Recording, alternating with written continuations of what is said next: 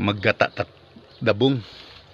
So sa syudad, kung gusto maggata ng dabong, punta lang sa merkado at magbili sa dabong. Pero dito na sa probinsya, kung gusto tayo maggata ng dabong, punta tayo sa punuan ng kawayan at maghanap tayo ng dabong. Yan ang diferensya. So sana may dabong tayo makikita dito. Kaya nakita nyo yan, puno ng kawayan, yung maraming tunok, yung tinig bang tawag sa inyo yan. So maghanap tayo dito ng dabong para igata. Pasukin natin to. Marami na pala tong kagingking. Ayan, may taas na, oh, nakita nyo yan, pero mataas na siya. Yung isang araw nakita ko nasa baba pa yan, ngayon nasa taas na pala. Ayan, ayan, yan ang kunin natin, pero parang kulang yan. Sana may iba pa makikita natin dito.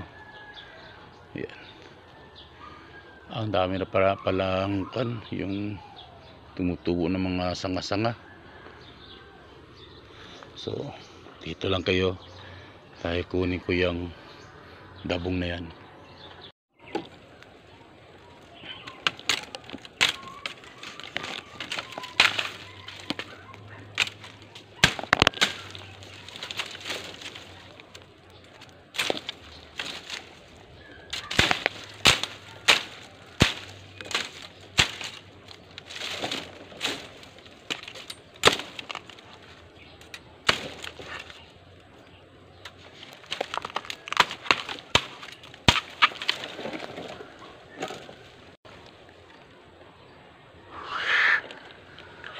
Grabing tinok.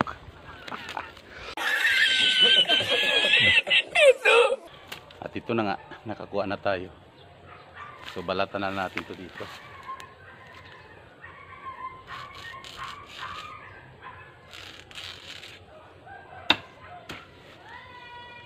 Hindi na natin dalhin yung balat sa bahay.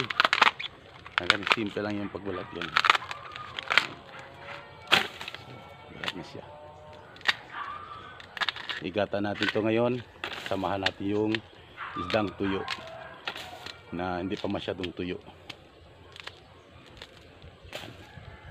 Diba? Okay, dali lang de. Ito pa yung malaki-laki. Puputulin natin to banda dito kasi matigas na to. Tanggalin yung pinakadulo, tapos hihiwain ng ganyan.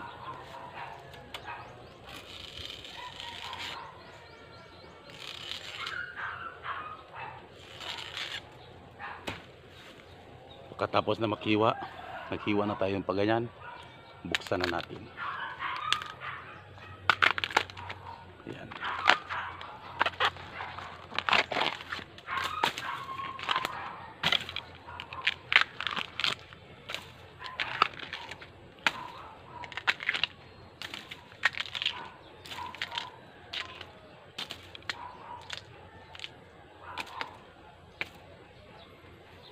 So may dalawa na tayo uwi ngayon na dabong. Pero tingnan nyo, nakadugo, sobrang tunok. So okay na tayo para magluto. Maghanap tayo ngayon ng nyug, diba?